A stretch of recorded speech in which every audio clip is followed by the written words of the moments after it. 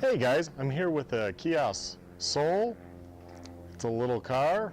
It's not much to look at, that's for sure, but yes, it's a econo car. Figured I have it as a loaner, why not do a review?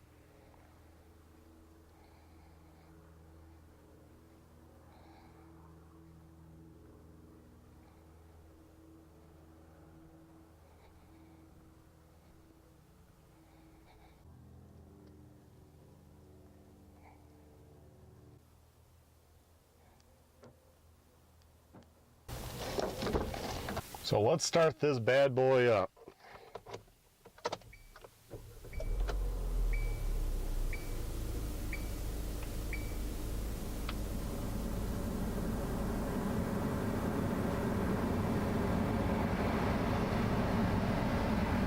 Turn that off the air just so I can talk. Now I'm surprised with some of the features this vehicle has. I'm not quite sure on the year yet on it. I haven't looked into that. What we have here, you know, we have a radio. It's a touchscreen, so you can change channels that way with the presets. You know, you can select the band you want, a list. How do you go back? Go back.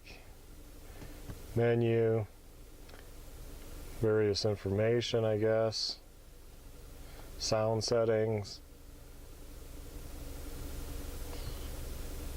So you easily can change channels, touch screen. It has a backup camera, so that's pretty cool. Now the lines just stay stationary. They don't actually move like on my wife's S60. Put back in park, goes right back. You know, you got display there. Okay, you can change that if you just want to see the clock. You got the clock. Easy to change the clock setting. That's always nice. Mode, I guess you can go through system, so you can use that, or you can just hit setup to go back. English, yes, yes. Screensaver, or you can tell it none. Bluetooth, date and time, sound. So you got some settings here, and then you have over here, you got radio, you got your media, which you do have a USB stick right there. You have two 12-volt outlets. One's 180 watt, this one's 120. They just flip to the side like some type of wing. Kind of funky, but I guess that works. And an auxiliary, the USB, like I said.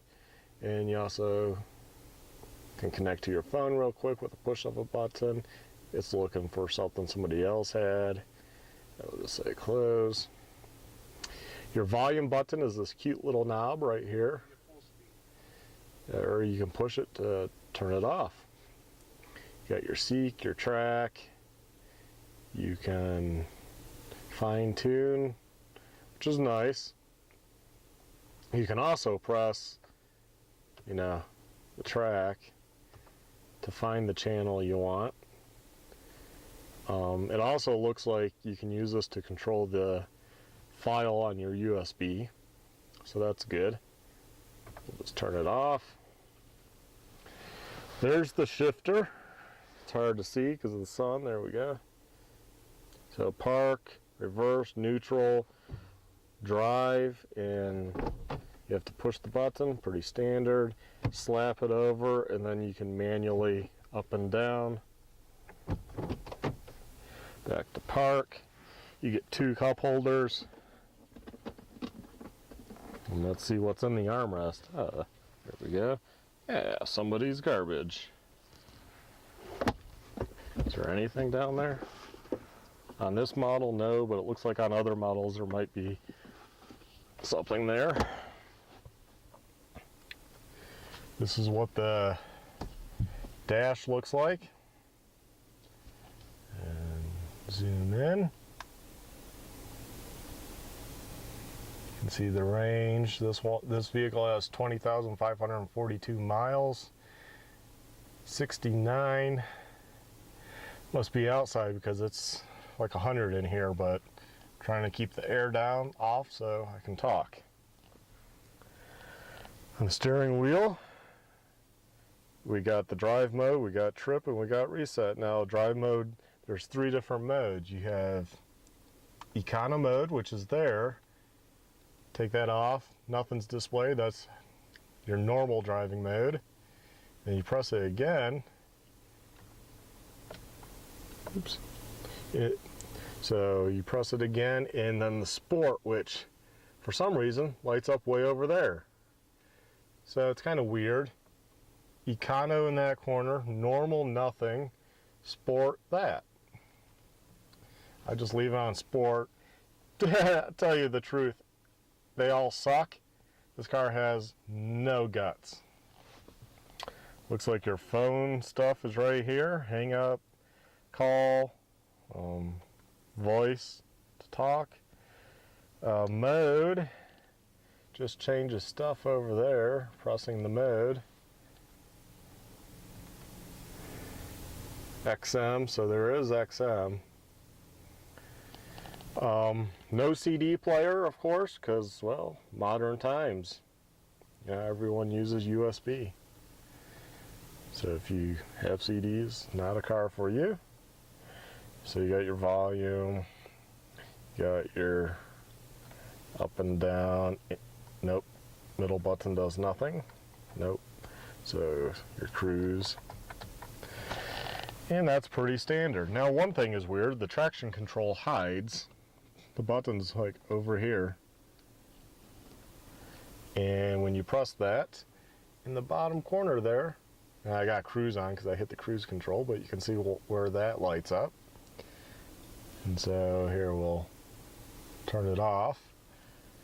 A couple dummy buttons, pet peeve of mine, hate that. Got the dash.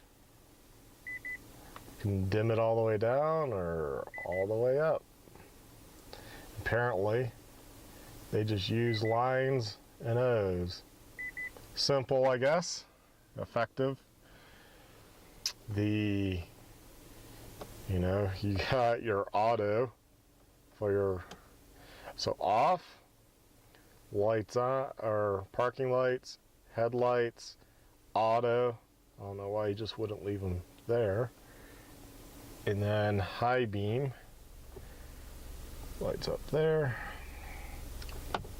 High beam to stay on, you click, but, or I click it.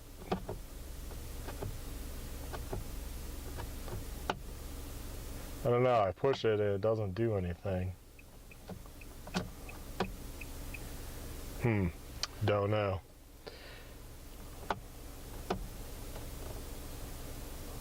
Fog lights is that switch. So, I guess I'll just leave it to how they had it. Air vents, you got this vent, you got this weird speaker. That has to be the most Doug characteristic of this car, is that design of that speaker popping up like a mushroom, or maybe a nuke went off, I don't know. Kind of flying saucer maybe. And then they keep the theme of the circle with this nothing there. I'm assuming a higher model must have something, maybe the subwoofer. And then same over there.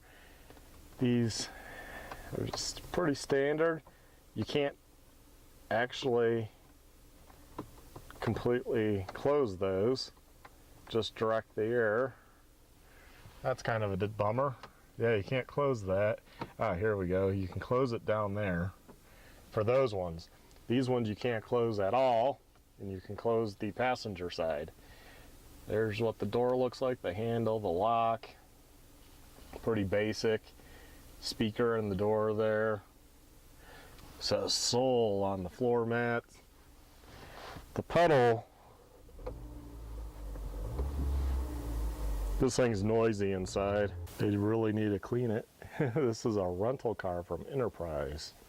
My car's in the shop. I got this free. 5W20 oil.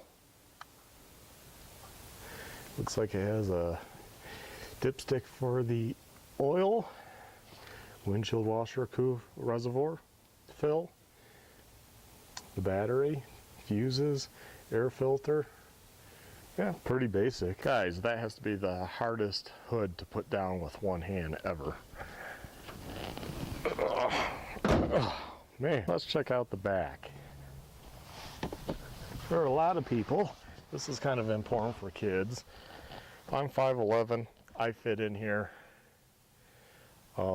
Yeah, even where I was sitting as a driver, I'd fit.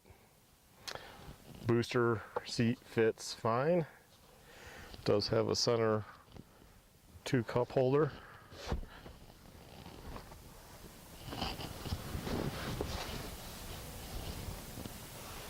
Does have a mat pocket on this side, but not on that side. No plugs down here, so the back guys aren't getting any USB or charging. Do you have sunglass? I guess you, oh, for door open or not. And the rear passenger door, they do get a cup holder, but unless it's a can, not going to really fit anything in there. The window, lock, and like I showed you, you have a backup camera that's right here, molded in. And the hatch, very small. Oh, looks like Enterprise gives an ice scraper. There, that's the trunk. That just kind of flips up, I guess, if you have taller items. Not much room in this. Get a socket there, so I guess the back passengers can run their cord up and have power. I don't know what this little cubby is for. That's useless. Let's see what the spare looks like. Or there isn't one. Oh wait, maybe there is.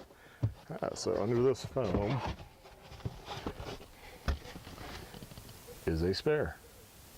A donut. Very small. So this is just a foam container.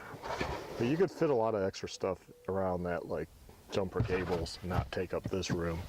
But you got extra trunk space, but it's underneath this floor, which is kind of stupid. They sure just made the floor lower to the spare tire like you normally would with this. And here's the manual. So it looks like this is a 2017 Kia Soul. I'm assuming this is what you would get normally, but the seats do fold down. I should point that out. You just can pull that in because it's so short of a wheelbase back here. I can just kind of push it with my hand. Of course. That's just how it works for both sides. So 60-40 split. Well guys, I think this is the perfect Doug car because it's gutless. And I'm even styling like him. Yeah, lack of styling. Yeah, it's nothing to rave about. It barely gets out of its own way. But surprisingly, the redeeming qualities is backup camera, but cars have to have that now. But it does have that, so it has a little bit better, you know, display than you usually would get with something like this. The seats are hard as a rock. I haven't been in an economy car in quite a while, so maybe I just don't understand. Yes, I have a work truck and I just have basic seats, but they're like really comfy. This is hard as a rock. It's that European really hard seat and it's just not comfy. The steering wheel's nice. I do believe it is leather, so that's something. I don't know what trim package this is because like I said, this is an Enterprise free rental car while my truck is in the shop getting a new windshield. And yeah, it is what it is. It handles okay. It has decent, you know, rims for econo car. It's like econo cars used to be like, well, econo cars. Like you had steel with hubcaps, you know, you didn't have touch displays. Well, now you actually have decent rims. You have a touch display with backup camera, and I'm assuming it gets good gas mileage. I don't know, because I haven't driven it that much. Seems like it would. Most cars now do, so I would assume this does. So other than that, other than the seats and then just no power, it's an okay vehicle. Is it worth the price nowadays they ask for cars? Probably not, but all cars are expensive. Of course, this is no Rob Ferretti car here, but hey, it works, you know? And hopefully this video just kind of shows you the layout of the car. I'm just a real person doing a real review for people, and obviously I don't do this full time, and this isn't my gig. So I'm no Doug, I'm no Rob, but here you go. You got to see some of the inside, outside of the vehicle, some of the features, and hopefully that gives you an idea before you go shop whether this is a vehicle for you or not. Take care. Have a good one.